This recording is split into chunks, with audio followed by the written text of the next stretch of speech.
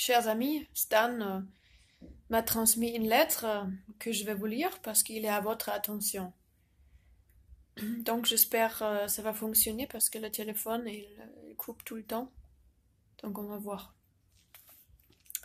Mes chers amis, je profite du fait de pouvoir enfin faire passer quelques messages par l'intermédiaire de mon avocat.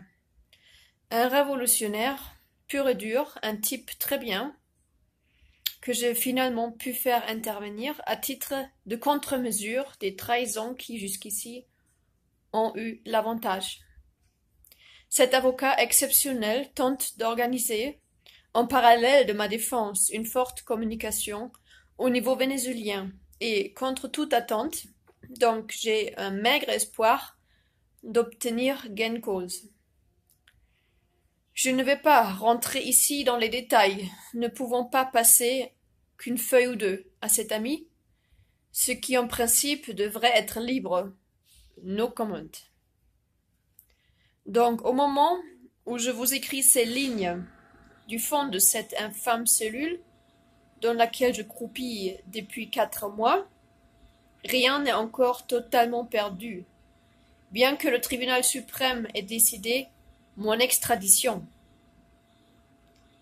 Il y a une voie de recours que j'ai pu engager par les billets de cet avocat qui fait tout ce qu'il peut pour mettre en lumière le désastre que serait mon extradition pour la Constitution, pour le message et la mémoire de Hugo Chavez, pour la révolution bolivarienne, déjà si malmenée par la trahison et la corruption qui contaminent ses rangs.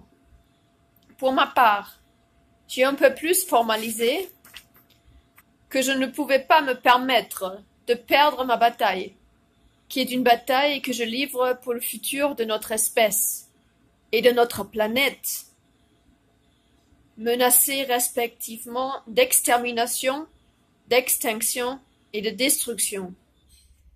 J'espère que vous avez pu prendre connaissance de ma dernière vidéoconférence en 2 parties assez concises, publiée sur YouTube, où j'expose la vision que j'ai de notre problème collectif. Mais malheureusement, je dois ajouter que j'ai pas pu la publier parce que voilà, je sais pas pourquoi ça n'a pas marché. À un moment donné, je vais me brancher là-dessus, mais pour le moment, je peux pas. Désolée. Ainsi, vous aurez saisi la réalité du complot planétaire que Jeannette et moi avons appréhendé comme contexte global de ce que nous dénonçons depuis tant d'années.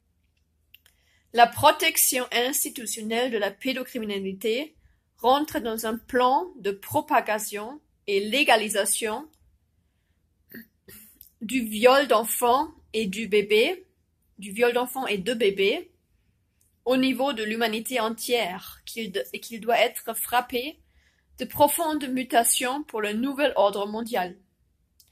L'extermination des populations actuelles est en cours, actuellement et depuis des décennies, pour leur remplacement, une fois le chaos global terminal ayant clôturé ces offensives secrètes.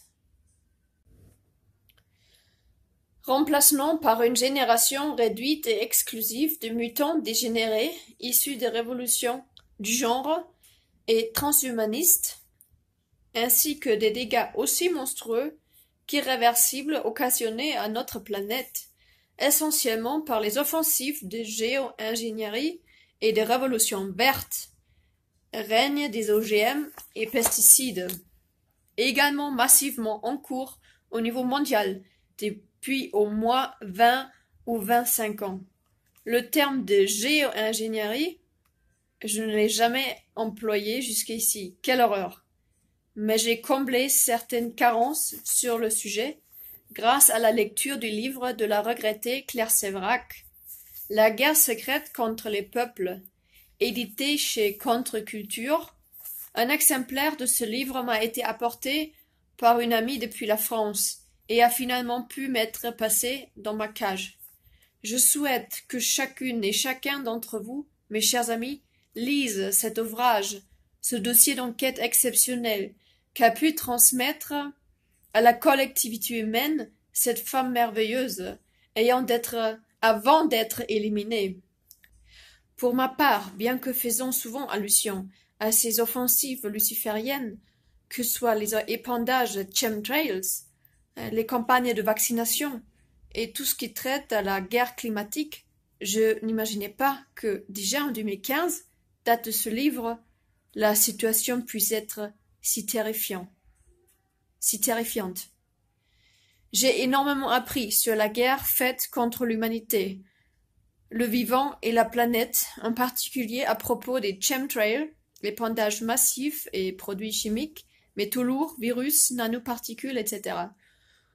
Tout ce que j'ai lu, de si parfaitement documenté et référencé sur ce seul sujet, ou encore celui d'Harpe, m'a confirmé, en fonction de mes propres analyses, la réalité du projet luciférien pour tuer la nature, rendre la planète hostile à toute forme de vie naturelle, afin que la vie ou survie, avec même la notion de reproduction humaine, pour ce qui doit rester de nous, soit irréversiblement dépendante d'un monde exclusivement artificiel.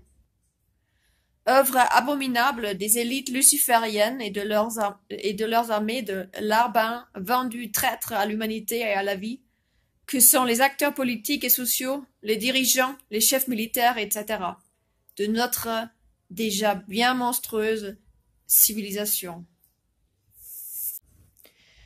Tous ces traîtres de seconde zone, tous ceux qui collaborent à ces offensives abjectes en verrouillant leur conscience, n'ont certes pas toutes les données du problème. D'une part, ils se refusent à considérer les réelles conséquences de leur immonde trahison de carriéristes bien pourris. D'autre part, ils n'imaginent pas que les maîtres du monde, qui les tiennent si bien en laisse, visent la destruction totale et irréversible de la nature pour installer un univers artificiel sur la satellite mort qu'ils veulent faire de la planète Terre, parce qu'ils ont les moyens, eux, en exclusivité absolue, de vivre des siècles et probablement pour l'éternité, promesse de Google, dans des corps hybrides augmentés, plus synthétiques que biologiques, jusqu'à un transfert de ce qui leur tient de conscience, dans une unité informatique robotisée. Bref, tous ces collabos n'imaginent pas être, comme le reste du bétail humain, d'un dent de la farce. Bon, revenons à la lecture de ce livre que je vous recommande. Le plus terrifiant, désespérant, de ce que tout un chacun ne peut que déduire de la lecture de ce livre si précieux, c'est que nous n'avons même pas les 2 décennies que je pensais, si nous ne nous rebellons pas pour déclarer la guerre aux lucifériens, à leur système.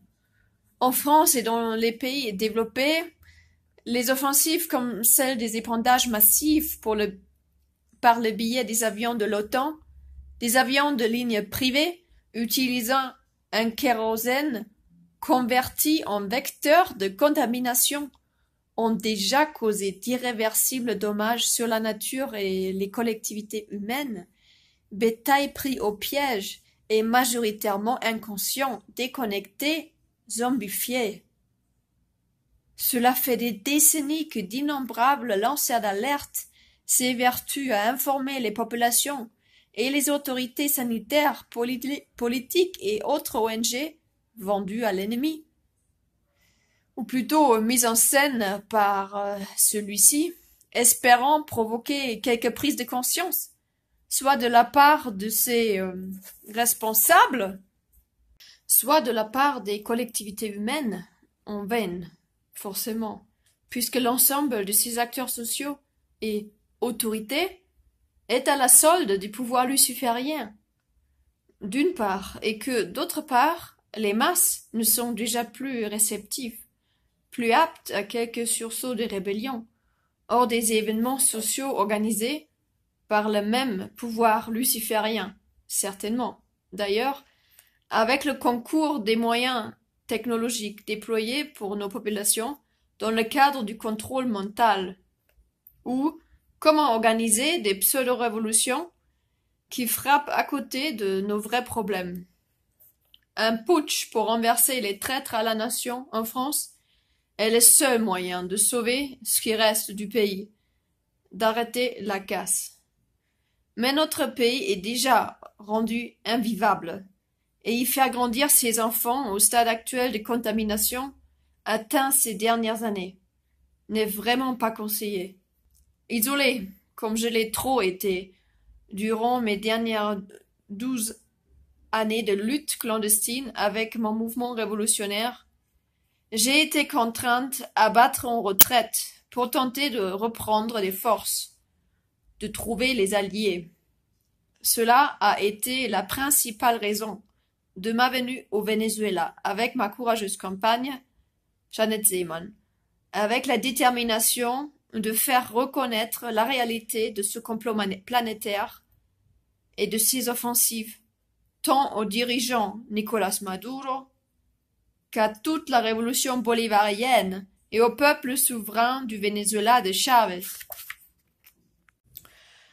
Ce que j'espérais et espère encore, puisque au jour d'aujourd'hui rien n'est encore perdu pour moi, c'est de permettre et d'inciter de nombreuses familles de personnes de conscience à migrer au Venezuela pour y créer des communautés d'expatriés. Le pays n'est pas encore contaminé comme ceux de l'Union européenne ou comme l'Amérique du Nord et le Canada, et il est encore possible de le protéger, de l'aider aussi à sortir du gouffre dans lequel l'a plongé cette conspiration internationale qui le frappe.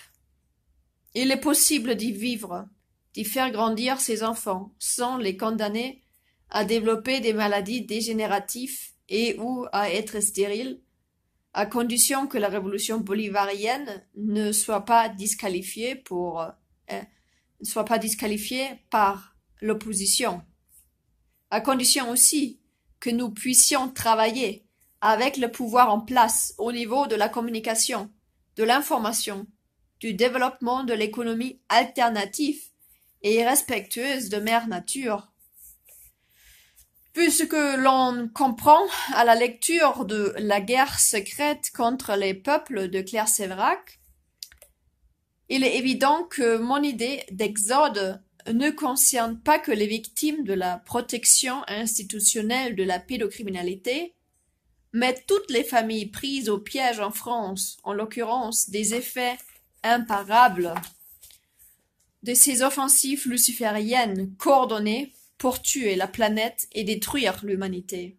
Les personnes qui sont conscientes de cela et qui n'appartiennent pas à la masse zombifiée doivent se protéger et protéger leurs enfants, ainsi que le pays qui accepterait de les abriter. Mes chers amis, même si la majorité d'entre vous fait le choix de rester pris au piège de notre cher pays, qui est un choix que, bien entendu, je respecte, autant que je le comprends. Je vous demande de m'aider à retourner la situation dans laquelle je suis afin que je sois le premier avec ma compagne à être accepté comme réfugié politique par la révolution bolivarienne.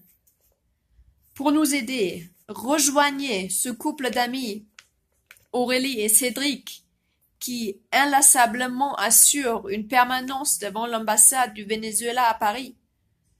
Je souhaiterais vraiment que vous vous joigniez à eux pour organiser au moins un événement fort, un rassemblement important et spectaculaire qui pourrait faire pencher d'un coup la balance en ma faveur.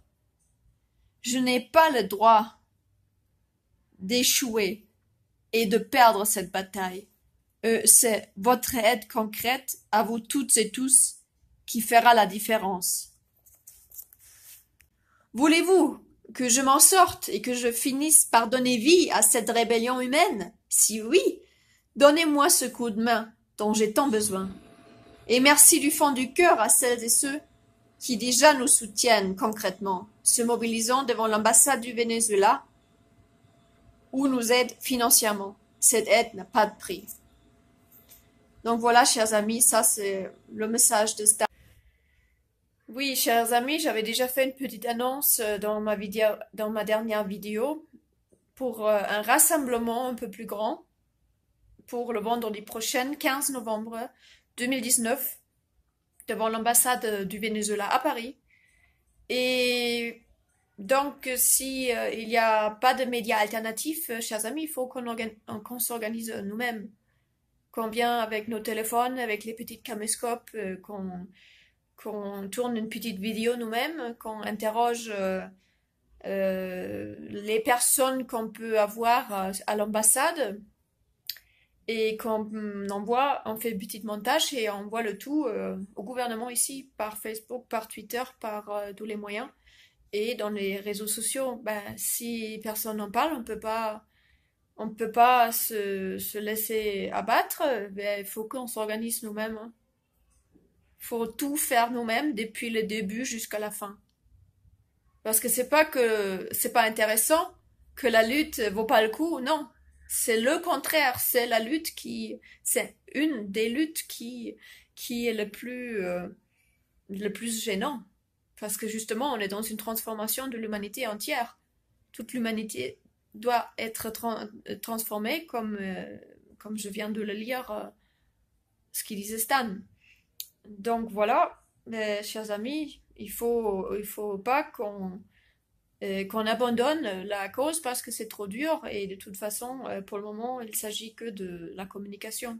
Et il y a déjà un combat bien lourd de ce côté-là. Mais bon, la lucha sigue, la lutte continue, chers amis.